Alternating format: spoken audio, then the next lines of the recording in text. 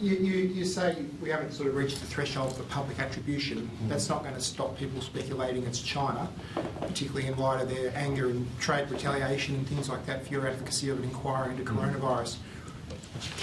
What do you say to people who will link it to China and who will naturally think it is China, given they have form in this field?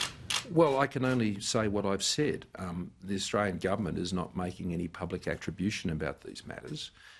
We, though, are very confident that this is the actions of a state-based actor.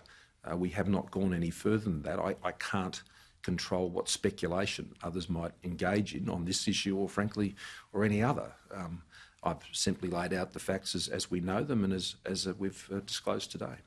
Obviously you're not going to reveal which state-based actor, but to confirm, do you know which state this is coming from? Well, as I just said, the threshold for attribution on these issues is very high. I'm asking you, do you know where it's coming from? This is my answer. I'm saying the threshold for being able to answer your question along those lines is very high. What I can confirm with confidence, based on the advice, the technical advice that we've received, is that this is the actions of a state-based actor with significant capabilities, and there aren't too many state-based actors who have those capabilities. Prime Minister, why do you think these institutions in these sectors that you've outlined have been targeted? Well, it's as I've indicated, it's quite broad-based, and we've seen similar activity across a broad base in many other jurisdictions around the world. And I think what that does is just highlights that this is part of the new world we live in. Regrettably, this is not peculiar. This is part of the many threats that Australia has to deal with, and I think that highlights, the government's early action under the former Prime Minister, and I remember being there with him on the day when the cybersecurity strategy was released. That was a forward-thinking plan with forward-thinking investments, and they are investments that I have continued on as Prime Minister at the time I was Treasurer.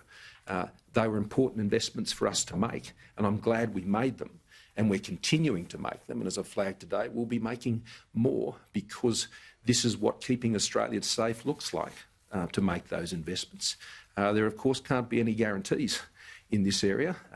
It is an area of rapidly advancing technology, but that's why our technical experts have worked so closely with the sector to be able to give as the technical advice and the information that Linda has outlined to you today, and I'd encourage people to avail themselves of that. For many of those who have already been working with us, they would already have that information.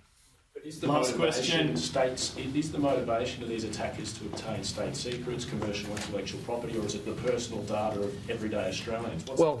It's very difficult to understand what one's motivation might be for that, and what is of interest to us is that it is occurring, and what we are focused on is the practices that they're employing, and we have some of, if not the best agencies in the world working on this. And that means that they are putting all of their efforts in thwarting these attempts. And I can confirm that they have thwarted many.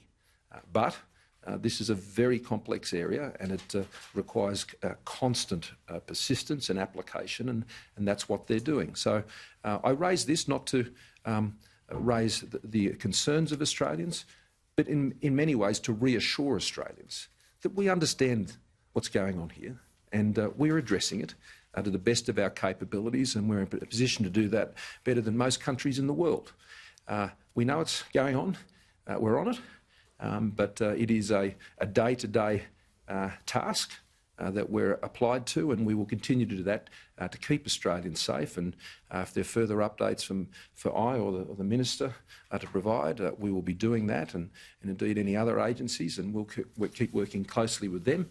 But as you know, as a result of this, I've made some changes to my program this morning, which I'm now going to return to. I'll be standing up again later today in another context, but I appreciate you coming together this morning. Thank you very much.